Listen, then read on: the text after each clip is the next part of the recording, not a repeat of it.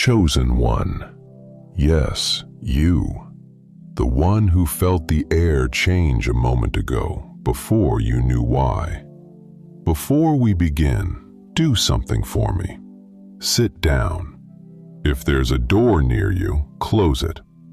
Put your phone face down on the table, screen against the wood, where nothing can reach for you while we talk. Unclench your jaw. You didn't notice you were holding it. And breathe out, all the way out. Not a polite little breath, the long one, the one that empties you, and let the next breath arrive on its own. Good. That's the chosen one I'm speaking to. Now listen, because tonight something was found out.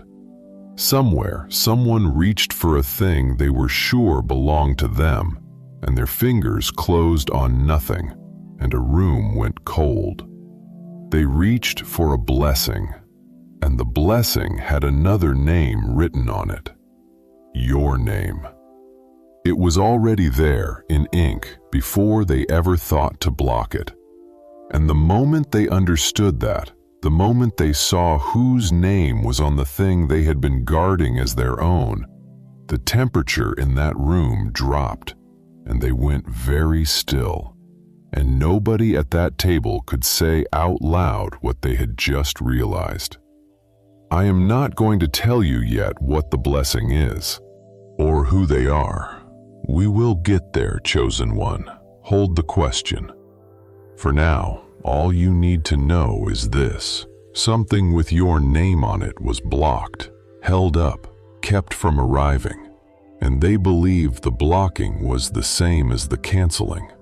It was not, and they are only now, tonight, beginning to feel the difference. For a long time now, you have watched things get taken off the table in front of you. That's the word for it. Blocked. You had a sense that something was yours, not a wish, not a fantasy, but a real weight. A thing with your fingerprints already on it in advance. And then it went somewhere else. A door that should have opened stayed shut. An opportunity with your name on it drifted sideways and landed in someone else's lap. A yes turned to a maybe, turned to a silence, and you never got a reason. You did not imagine it. I want to name that first, because you have spent a long season doubting your own eyes over exactly this. Someone got in the way. Not to your face. Faces cost too much. In the low channels. A word in the right ear. A decision quietly steered. A hand that hovered over your name and moved on. It was patient. It was quiet.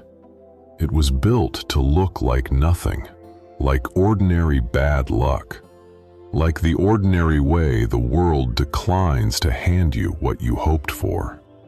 If any of this is landing where it's supposed to land, do one small thing for me. Tap the like and subscribe. Not for me. This message goes further when it moves, and somewhere out there right now is a chosen one sitting in the dark, watching something that was theirs get handed to someone else, quietly deciding they must have wanted too much. Pay it forward to them. Let this reach the next one who needs it. That's the whole mission. Now, here is what they never understood about a blessing that already has a name on it. And it is the whole reason you are hearing this tonight. A name is not a preference. A name is an address. And you cannot cancel a delivery by refusing to hand it over. You can only delay it. You can hold the package in the back room. You can leave it off the truck. You can tell everyone it is lost. And all of that, every bit of it, changes exactly one thing: the hour it arrives. It changes nothing about the address. They confuse the delay with the denial. That was their first mistake, chosen one. And it is the mistake the whole rest of this is built on. Now stay with me, because this is where it turns. You have been waiting to fight for it. Let's say that out loud, because it's the honest thing. Some part of you has been drafting the argument, rehearsing the case, waiting for the moment you finally get to stand up and make them give it back. You've been carrying that around like something loaded, waiting for permission to set it down on the ones who blocked you. Set it down anyway.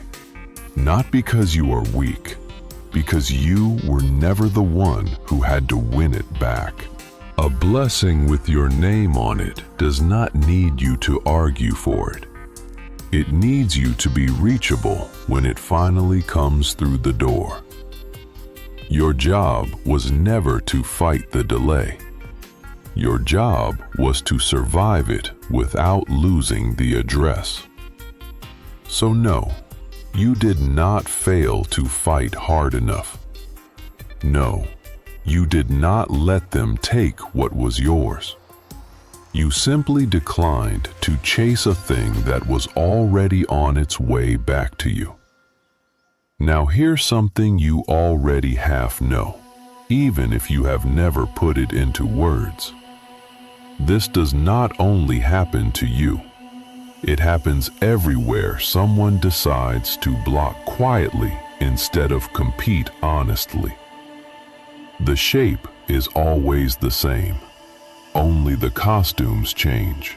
Picture the workplace, a person doing good, quiet work, and a thing coming toward them, a promotion, a seat at a better table, and someone nearby does not want it to arrive, because if it arrives, the shape of the room changes, so they hold it up. A word about readiness, a concern raised at the right moment. The thing gets delayed, studied to death, and for a season it looks like it worked. And then the season turns, and the delayed thing surfaces anyway, because it always had that one person's name on it. And now everyone can see who was standing in the doorway the whole time it was stuck. Picture the family. There is an inheritance, and I don't only mean money. A blessing, a place, a firstborn kind of favor that was always meant for one of them. And another one wants it, and cannot ask for it in the light, so they work in the kitchen after the plates are cleared. They shape the story. They cool the room toward the one it was meant for.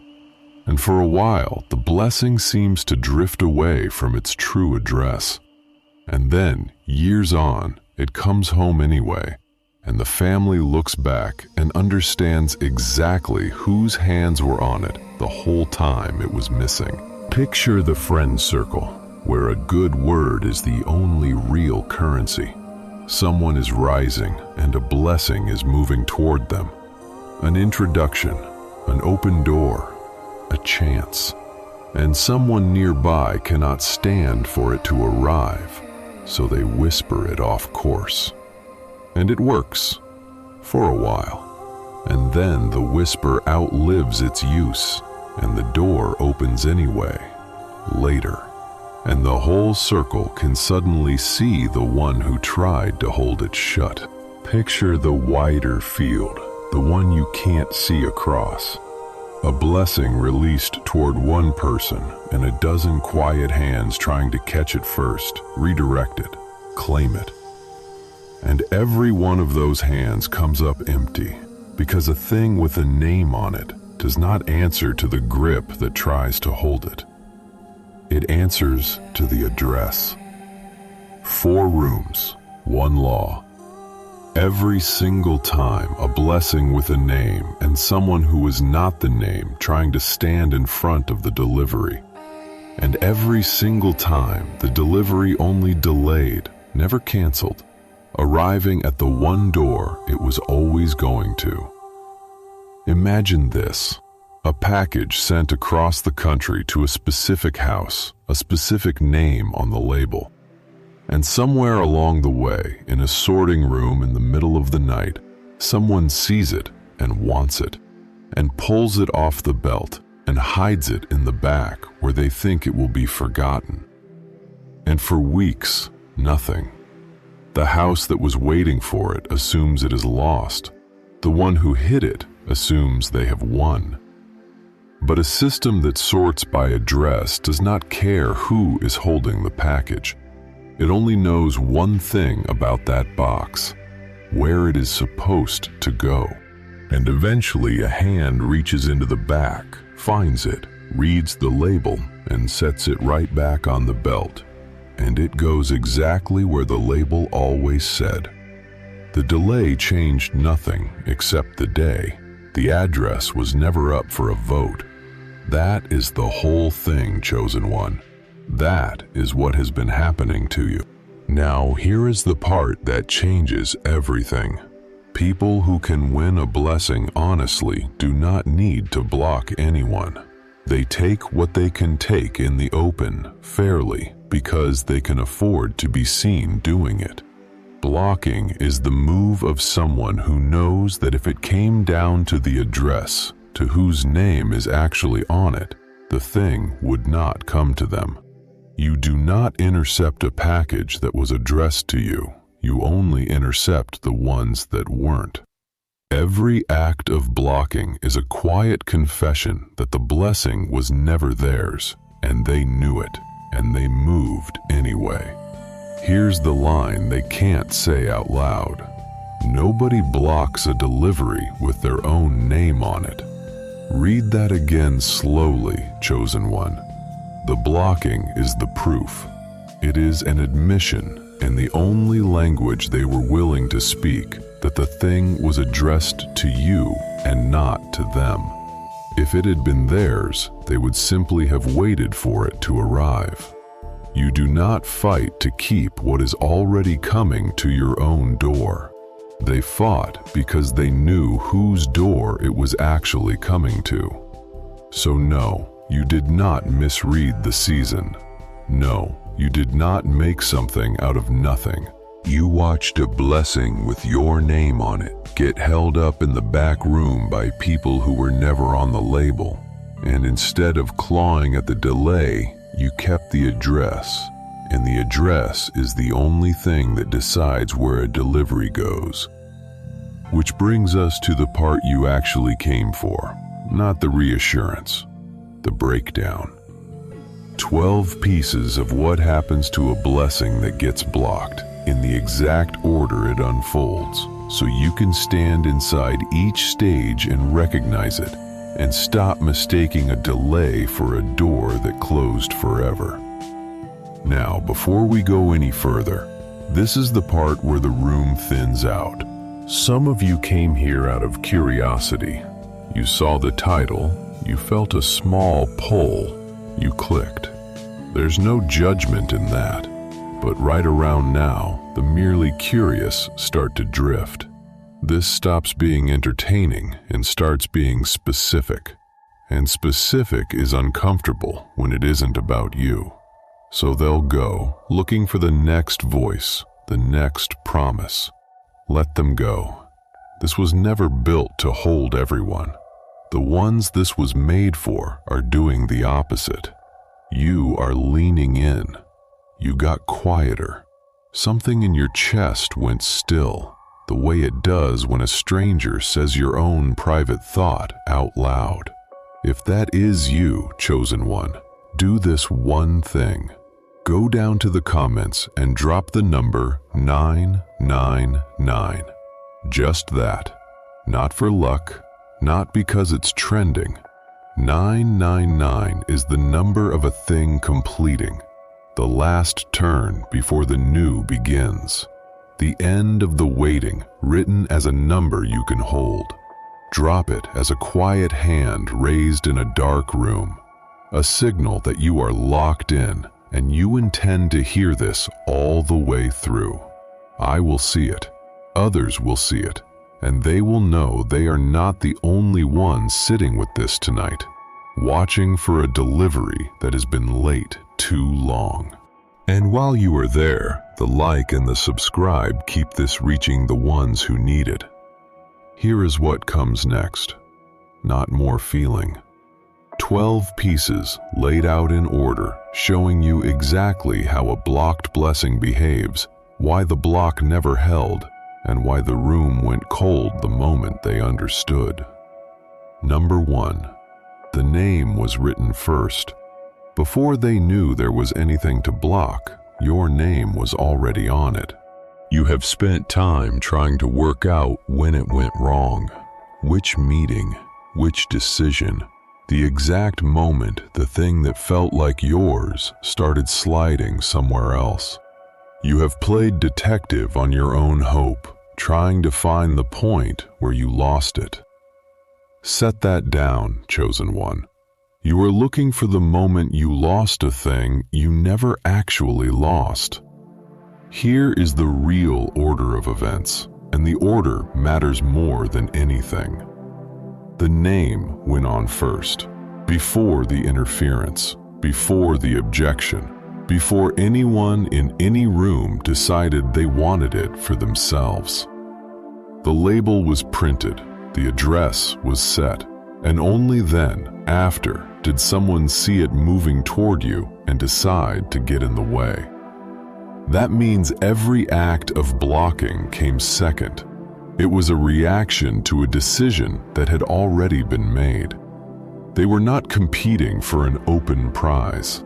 They were trying to reroute a delivery that was already addressed, already sorted, already in motion. Imagine this: a letter written, sealed, and addressed on a Monday, dropped in the box that same night. And on Tuesday, a person who did not want it delivered runs to the post office to stop it. But it is already inside the system. The address is already read. The route is already assigned. Everything they do from Tuesday forward is downstream of a decision that was finished on Monday. They can slow the truck. They cannot unwrite the address. The name was on it before they ever arrived to argue. You might wonder why, if your name was on it first, it still hasn't come. Because a thing delayed and a thing canceled look identical from where you are standing, chosen one. From the doorway, an empty porch is an empty porch. You cannot tell from the waiting side whether a package is lost or simply late. But the ones who blocked it can tell. They know it is still in the system. They know it never got unaddressed. And that is the knowledge starting to cost them their sleep. Here's the line they can't say out loud. We didn't stop it. We only made it late. And late things still arrive. No, you did not miss a step. No, you did not lose your blessing to someone quicker.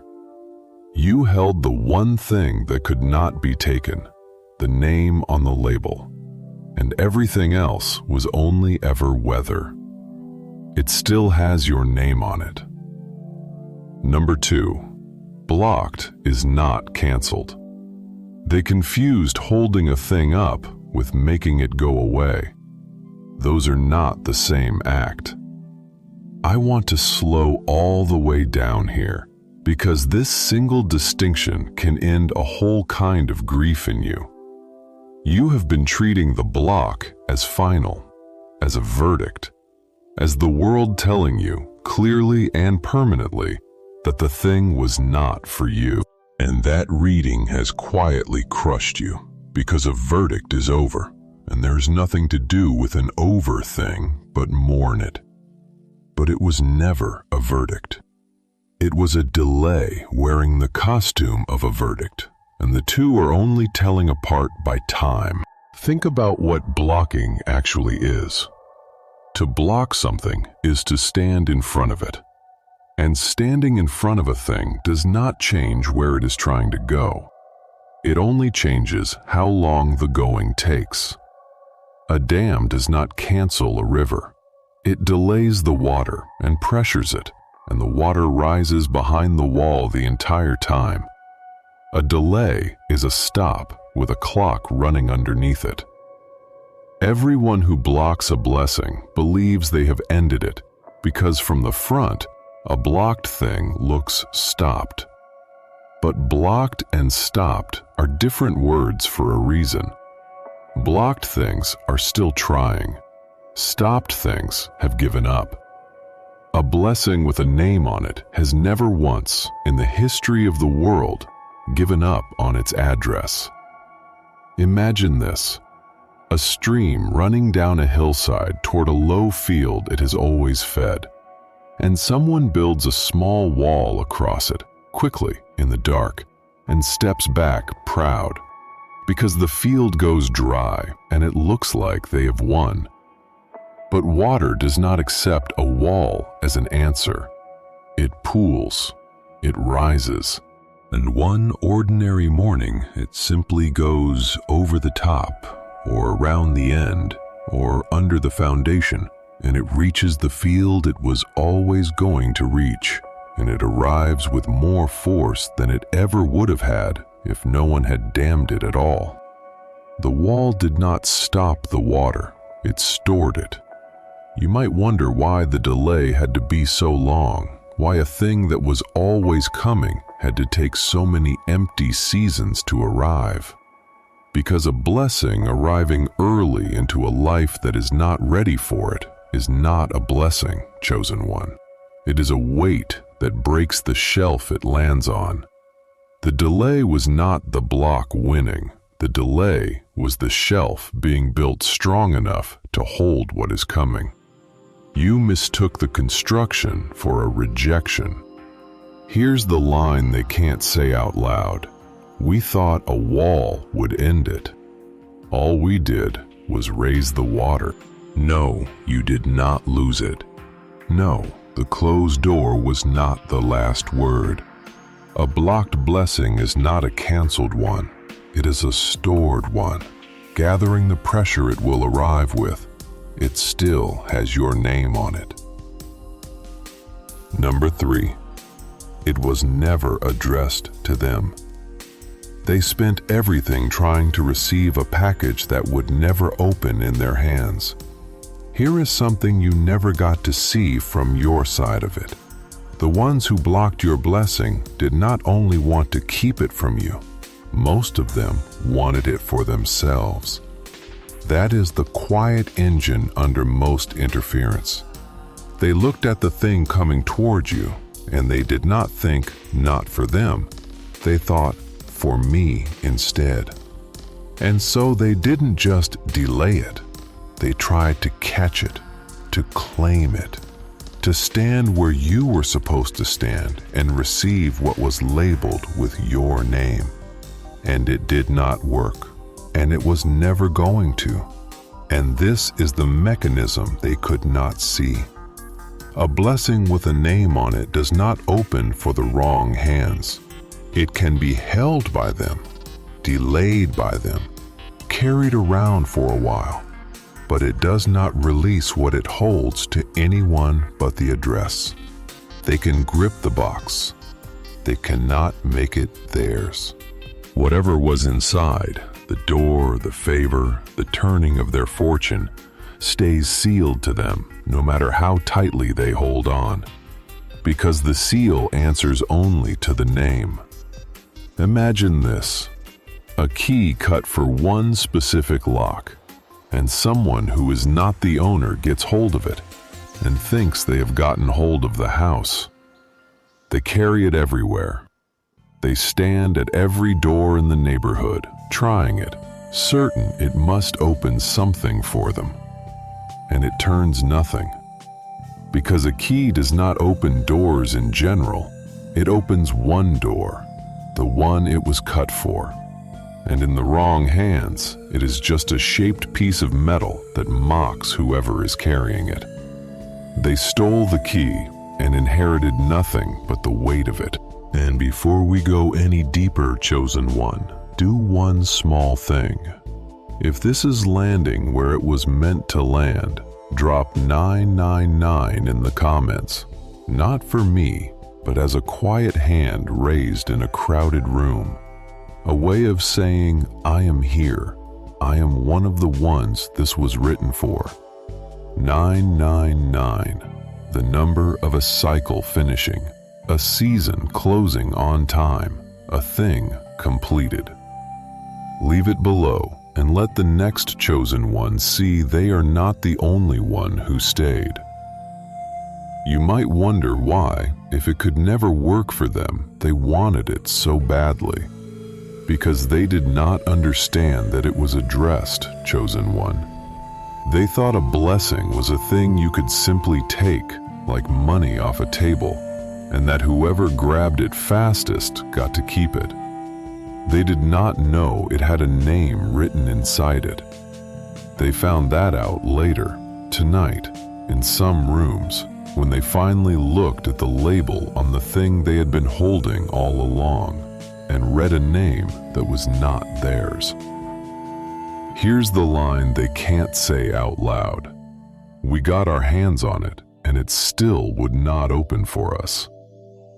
No, you were not robbed. No, someone did not walk off with what was meant for you. They walked off with a sealed thing that will never crack for anyone but the address on it, and the address is you. It still has your name on it.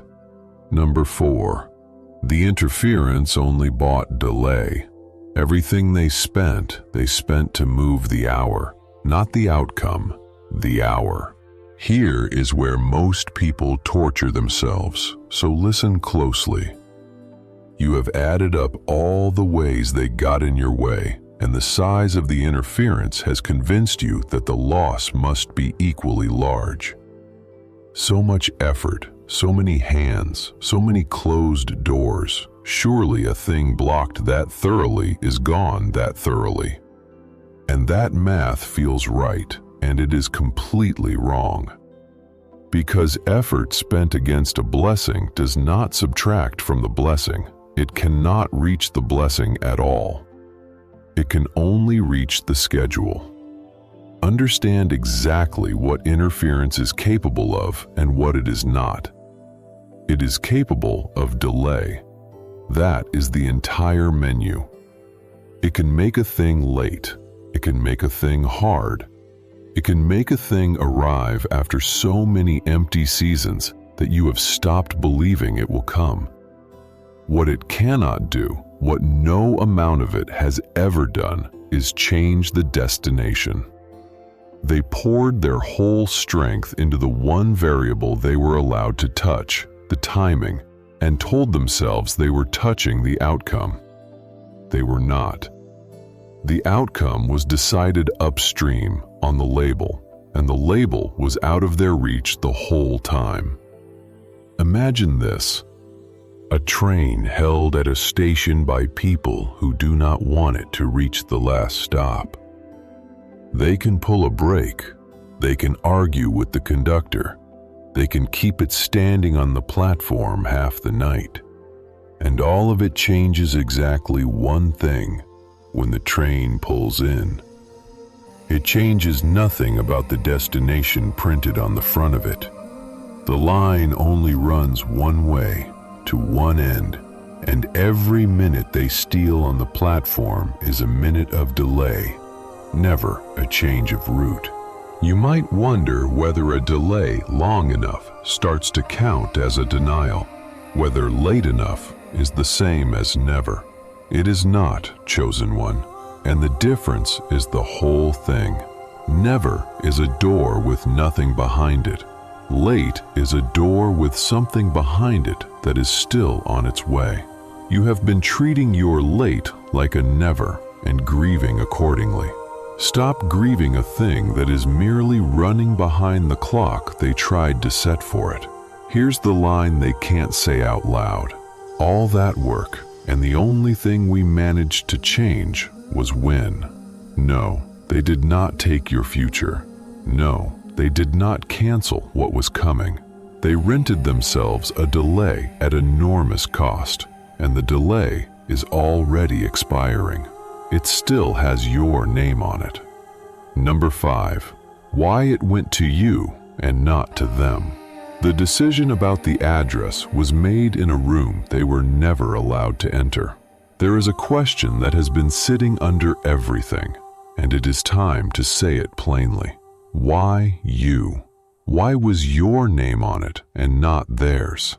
And the honest answer is one you did not get to witness, because the deciding happened somewhere you have never been.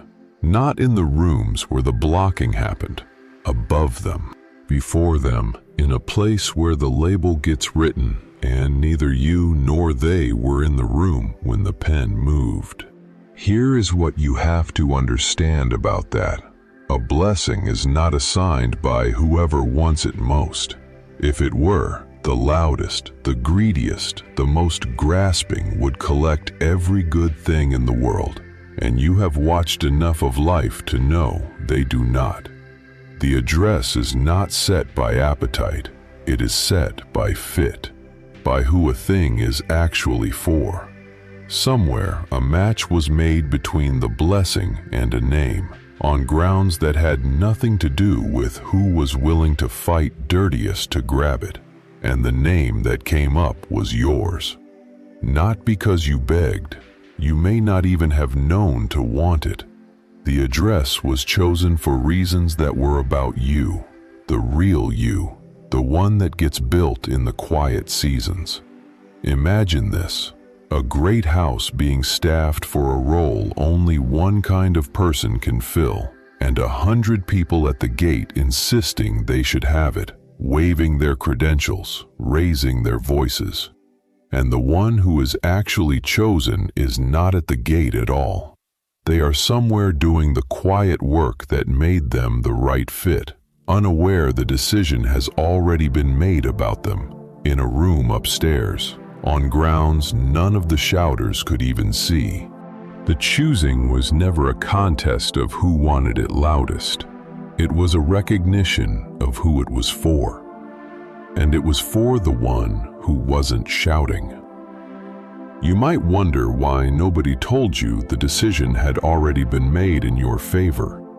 Because being told would have changed you, chosen one. You would have relaxed.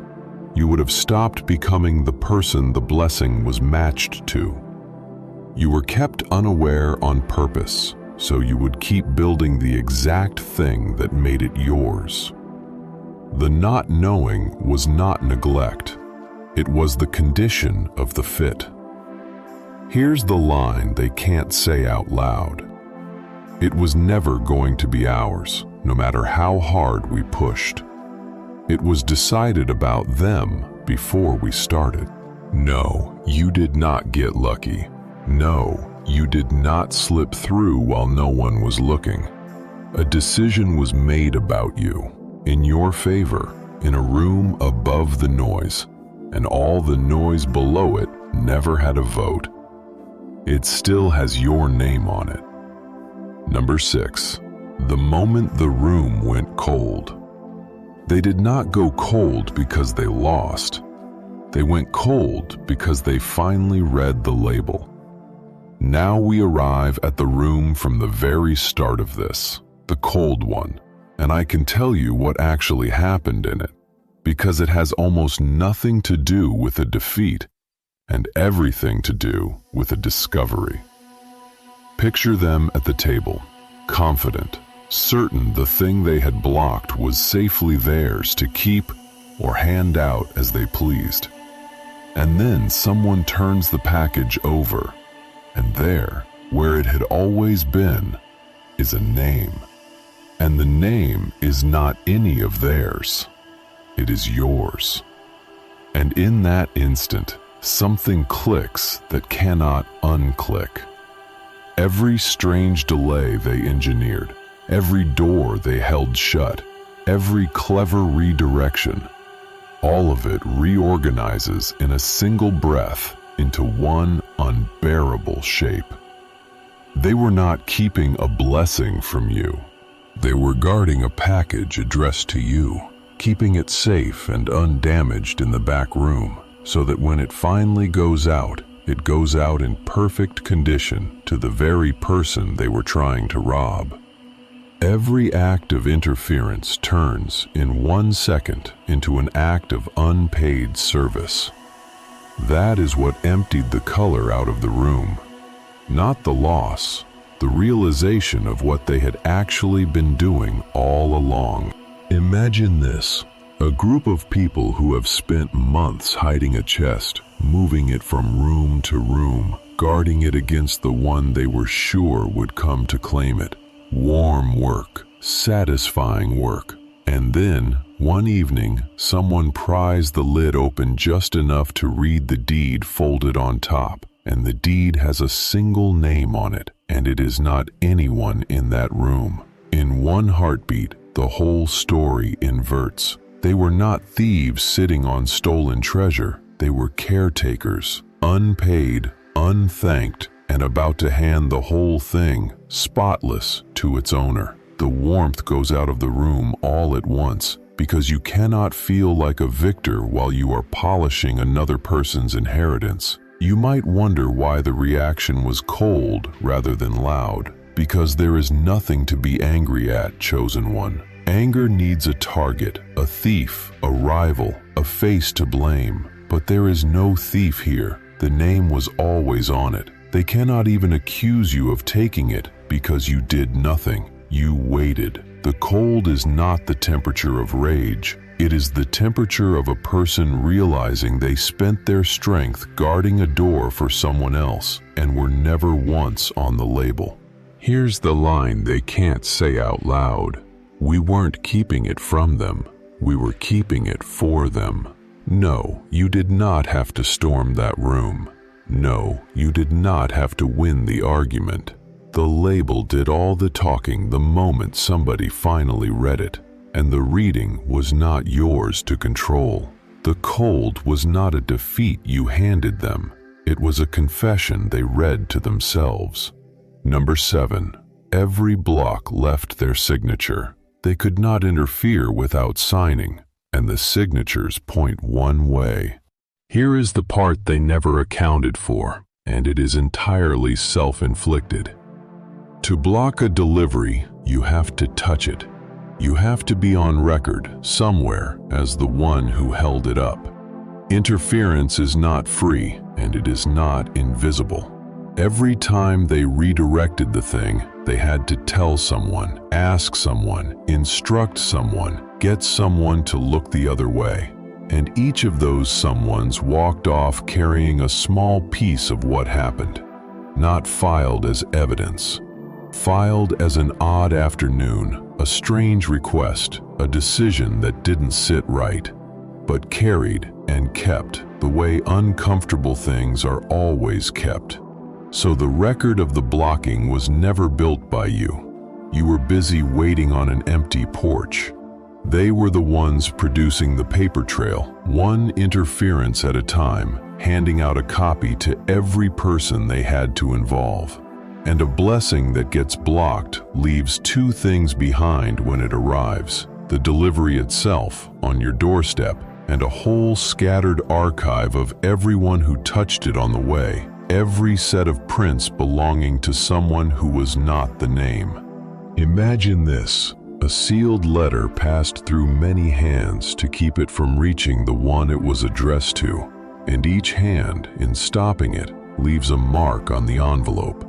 A crease, a thumbprint, a note scrawled in the corner and half erased. The letter arrives late, but it arrives covered in the fingerprints of everyone who tried to keep it from arriving, and not one of those prints belongs to the person it was addressed to, because that person never had to touch it. They only had to receive it. When it lands, it tells the whole story of its own delay, written in the marks of the ones who caused it. And the marks keep, even when the season protects the ones who made them. People do not speak while the weather still favors the blockers. But when the delivery finally arrives, the ones who carried a piece of the interference suddenly want badly to have been on the right side. And the story they kept privately becomes the story a whole room discovers it shares. Here's the line they can't say out loud. Every hand we used to hold it up is a hand now pointing back at us. No, you did not have to build a case. No, you did not fail by not documenting every closed door. The blockers documented themselves in the memory of everyone they recruited, in every fingerprint they left on a thing they were never addressed to touch.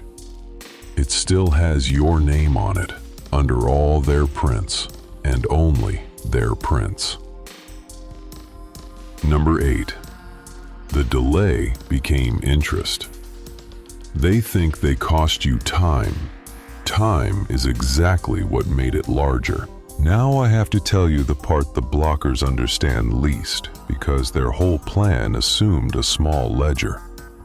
They believed a blessing was a fixed thing, a set amount, sitting still, that could be reduced by keeping it from you. Hold it long enough, they thought, and even if it eventually slips through, it will arrive shrunken, spoiled, worth less than it was. That is not how a blocked blessing behaves, chosen one. A delayed blessing does not shrink in the waiting, it compounds. Think about what the delay actually did. It did not put your blessing in a drawer where it sat still and gathered dust. It put it in the ground. And a thing in the ground, given time, does not stay the size it was buried. It draws on every season that passes over it, every closed door that made you stronger, every empty year that built the exact patience the blessing requires to be carried. The weight was not a subtraction, it was accrual. The interest was being added the whole time you thought you were being robbed. They were not shrinking your blessing, they were, without meaning to, growing it, one stalled season at a time. Imagine this. A sum of money someone tries to keep from its owner by locking it away spitefully for years, imagining the owner losing out on all that time. But the account they locked it in pays interest quietly every single day it sits untouched. And when the season turns and the money is finally released, because it always had the owner's name on it, it comes back not as the sum that was locked away, but as that sum plus every day of interest their own delay generated. They did not cost the owner anything, they funded them. The longer they held it, the more they owed. Do not mistake the size of what is coming for cruelty toward them, chosen one. It is not the law being harsh, it is the law being accurate. The blessing is arriving at its true size, the size it grew to during exactly the delay they engineered. A thing they called small and blocked casually turns out to have been growing the whole time behind the wall they built. And now it is too large to hide, and too large to hold, and too large for them to have ever deserved. Here's the line they can't say out loud. Every year we made them wait is a year we added to what they're about to receive. No, you did not lose the time. No, the waiting was not wasted. The waiting was the interest, and it went entirely into your account, under your name, and none of it into theirs. It still has your name on it, larger now than the day they tried to block it. Number 9.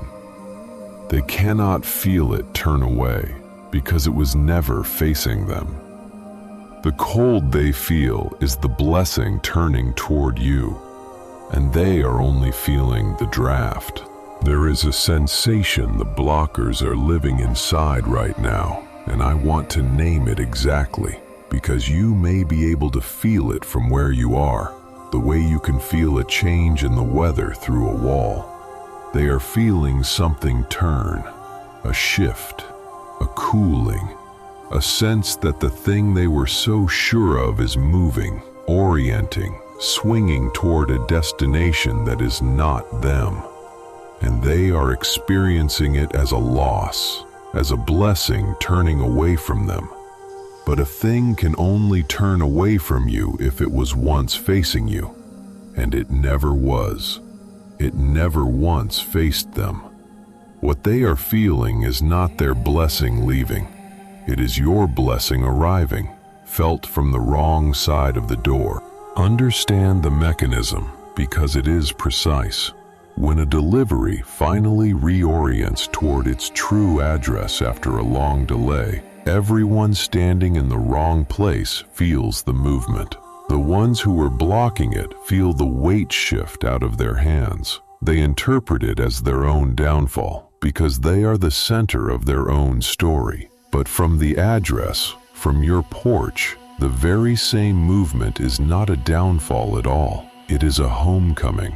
The identical event is a cold turning away for them and a warm turning toward for you. And the only thing that decides which one you feel is whether the name on it is yours. Imagine this: a great door on a pivot, swinging slowly through a dark hall, and two people on opposite sides of it. To the one it is closing on, it is darkness arriving, the cold coming in. To the one it is opening toward, the very same swing is dawn, the widening gap, the light spreading across the floor. One door, one movement, two different weathers decided entirely by which side you were standing on. They are standing on the closing side, chosen one, feeling the cold, calling it their loss.